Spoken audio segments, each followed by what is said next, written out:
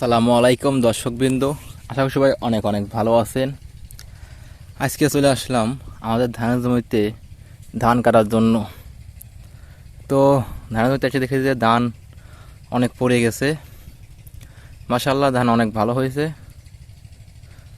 তবে আজকে ওদের তাপমাত্রা অনেক বেশি, যার কারণে ধান কাটার কাজ করা অনেক কষ্ট হচ্ছে। তবু আজকে আমাদের ধানগুলো কাটতে হবে, কারণ হচ্ছে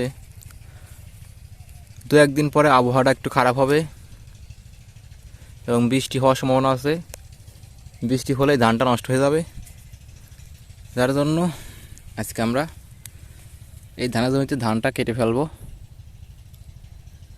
সকাল সকাল চলে আসছিলাম ধানের জমিতে ধান কাটার জন্য, এবং এসে ওই সাইডে আমরা আধা ভাগে ধান কেটেছি। এখন খাওয়া দাওয়া সেরে এসে আবারও ধান কাটার কাজ শুরু করলাম।